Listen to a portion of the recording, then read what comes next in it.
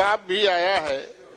महोदय, मेरा प्रश्न यह है मोटा मोटी कि आपने जो बीपीएससी टीचर है उसको सीनियर बना दिया और जो सक्षमता परीक्षा नियोजित शिक्षक ने दिया उसको आपने जूनियर बना दिया। तो जो सक्षमता परीक्षा दिया है वो 15 साल, 10 साल, 17 साल, 18 साल तक लगातार वो कार्य करता रहा शिक्षण संस्थानों में, और उसके 15 साल 18 साल के निरंतरता आप नहीं जोड़ेंगे तो वह डिमोरलाइज फील करते हैं। और दुनिया में कहीं ऐसा नहीं है कि एक ही काम में हम लगे रहे हों और हमको वो वरीयता का लाभ नहीं मिले। मैं माननीय मंत्री से आग्रह करना चाहता हूं कि जो नियोजित शिक्षक हैं और जो सक्षमता पास किए हैं उनको उनके सेवा काल का जो जितना वर्ष तक उन्होंने स्कूलों में पढ़ाया है उसको उसमें जोड़ते हुए सीनियर बनाया जाए। सरकार का इस पर क्या कहना है? एक मिनट पूछिए। हम लोग सभी जानते हैं यहाँ 3 लोकतांत्रिक ढांचे में 3 तरह की सरकार है, केंद्र सरकार, राज्य सरकार और लोकल गवर्नमेंट, स्थानीय स्वशासन की सरकार। और उसके तहत माननीय मुख्यमंत्री जी ने उस समय नियोजन इकाई के द्वारा नियुक्ति करवाया।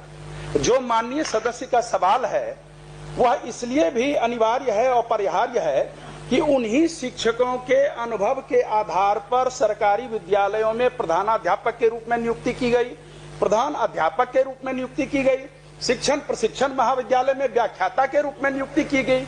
उसमें आप उनका अनुभव मान रहे हैं। राज्य सेवा संवर्ग के भी कोई अगर भारतीय प्रशासनिक सेवा में जाते हैं तो वो सरकार स्टेट टू सेंटर होता है, सेंटर टू सेंटर होता है, तो लोकल गवर्नमेंट टू स्टेट क्यों नहीं हो सकता है? इतने दिन की सेवा, वो भी नियमित सेवा। मुख्यमंत्री महोदय ने पहले वो ठेके पर थे नियुक्त, कॉन्ट्रैक्ट पर, और मुख्यमंत्री महोदय ने 60 वर्ष की सेवा उनकी भी की जितनी सरकारी कर्मियों की, सरकारी शिक्षकों की सेवा थी। तो मुझे नहीं लगता इसमें कोई विवाद है। विभाग द्वारा यह विवाद जरूर पैदा किया जा रहा है, शिक्षकों में असंतोष बनाया जा रहा है, पठन पाठन का कार्य प्रभावित हो रहा है। इसीलिए इसमें मंत्री महोदय आप एक बार समीक्षा करें और सरकार के संवैधानिक स्वरूप को देखते हुए जो माननीय सदस्य का प्रश्न है उसके अनुरूप उनको यह हकदारी मिलनी चाहिए। माननीय सभापति महोदय, जहाँ तक शिक्षकों के वेलफेयर का प्रश्न है या फिर शिक्षा जगत में जितनी सुधार हुए हैं, अगर उसमें डिटेल में जाएंगे समय लगेगा, लेकिन ये कहना कि शिक्षकों के विरुद्ध है सरकार या उनका ख्याल नहीं रख रही है, सही नहीं है। लेकिन जो कॉन्स्टिट्यूशनल पोजीशन है, हम निश्चित रूप से आपके प्रस्ताव पर विचार करेंगे, लेकिन जो कॉन्स्टिट्यूशनल पोजीशन है वो भी माननीय सदस्य जान जाएं। स्थानीय निकाय शिक्षकों की नियमावली भारत के संविधान के अनुच्छेद 243(6) के तहत अधिसूचित की गई है, जो राजकर्मी श्रेणी के तहत नहीं होते हैं। तो ये कॉन्स्टिट्यूशनल पोजीशन है, लीगल पोजीशन है। उसके बावजूद भी मैंने कहा कि हम उस पर विचार करेंगे, लेकिन जहाँ तक लीगल पोजीशन है, कॉन्स्टिट्यूशनल पोजीशन की बात है, सरकार उस पर सही है और जो हमारा विभाग है वो भी सही है। किसी को तंग तबाह करने के ख्याल से इस तरह की कोई मंशा नहीं है। हम लोगों ने तो जहाँ तक हो सका है शिक्षकों के हित में सारी कार्रवाइयाँ की हैं। अभी आप देख ही रहे हैं जो नियुक्तियाँ हों या उनके अन्य जो भी उनके हित के कार्य थे, 2 लाख करीब 50,000 से ज़्यादा जो शिक्षक थे वो तो पास कर चुके हैं सक्षमता परीक्षा में और वो राजकर्मी का दर्जा पा रहे हैं। महोदय हम भटक गए। मैं यह संजीव जी ने भी कहा कि आपने हेडमास्टर बनाया तो उसकी वरीयता को काउंट किया कि नहीं? आप बीपीएससी में सरकार ने एक योजना लाई कि नियोजित शिक्षकों को हम परमानेंट करके राज्यकर्मी का दर्जा देना चाहते हैं। आप दिए, वो परीक्षा दिया, लेकिन उसका पोंछ काट देने का आपने तो नहीं कहा था कि आपको जो पोंछ लगा हुआ है 18 साल का, 20 साल का, वो हम काट देंगे। और सरकार नियुक्त की थी, चाहे वो जिला में जिला परिषद का हो या कॉरपोरेशन में हो, जहां कहीं भी जहां कहीं भी नियुक्ति हुई है महोदय वो सरकार के आदेश पर हुआ है। 60 साल तक आपने उसको रखने का वादा किया इसी सदन में।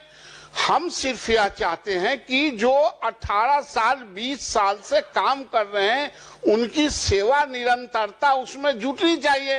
ये यूनिवर्सिटी एक्ट में भी है, दुनिया में ऐसा नहीं होता है कि एक ही काम कर रहे हैं, हम प्रमोशन के लिए छलांग करने जा रहे हैं बीपीएससी में देकर टेस्ट कराने, तो हमारा पोंछिए काट दीजिए। इसलिए महोदय मैं पुनः यह कहता हूं कि उनकी जो सेवा निरंतरता है उसमें जोड़ी जाए। अनुभव जितने दिन का अनुभव है, और आज अभी यूनिवर्सिटी सर्विस कमीशन के पूर्व चेयरमैन बैठे हुए हैं और वर्तमान चेयरमैन भी बहाली कर रहे हैं। आप दूसरे कॉलेजों को, एफिलिएटेड कॉलेजों के 10 साल और 5 साल का आप काम करने का अनुभव जोड़ रहे हैं कि नहीं? आप उस पर आप अंक दे रहे हैं कि नहीं?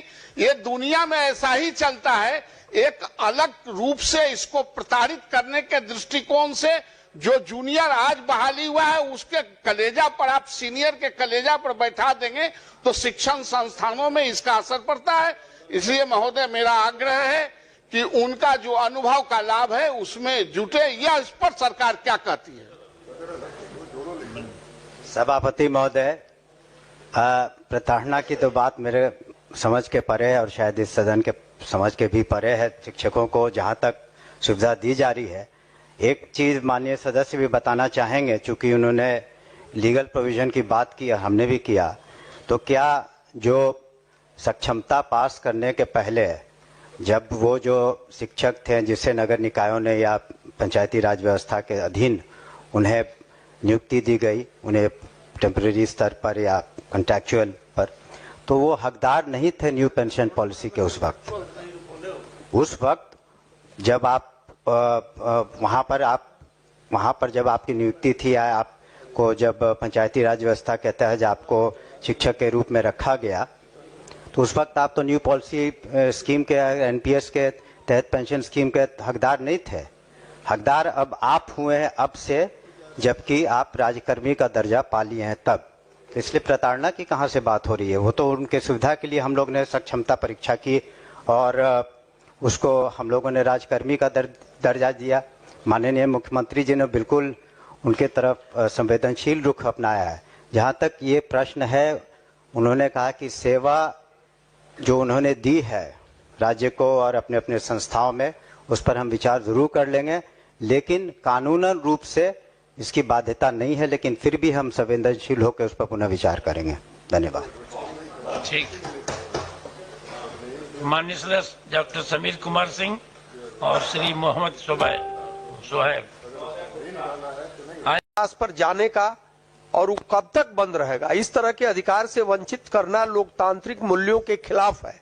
और उस जिला शिक्षा पदाधिकारी और वो कार्यालय केवल वेतन रोकने के पीछे अनुशासन नहीं है, कुछ और भी बातें हैं, उसकी जांच होनी चाहिए और जिला शिक्षा पदाधिकारी के कार्यालय से उन पर और उनके अन्य जो कर्मचारी हैं उन पर कार्रवाई होनी चाहिए, उनको दंडित किया जाना चाहिए। उनको रोकने का किसने अधिकार दे दिया कि किसी तरह का आंदोलन राज्य में नहीं होगा और शिक्षक अपनी मांगों के लिए आंदोलन नहीं करेगा? ये तो हमारे लोकतांत्रिक तरीके हैं। जो हमने कहा था कि जिलावार हम लोग समीक्षा करें, जहां भी वेतन कटौती या वेतन रोक के उसको हम लोग कर रहे हैं। जहां तक पदाधिकारियों के विरुद्ध कार्रवाई का प्रश्न उठता है, तो हम लोगों ने जहां जहां कमियां पाई हैं, तो निश्चित रूप से हम लोगों ने अपने स्तर पर कार्रवाई की है।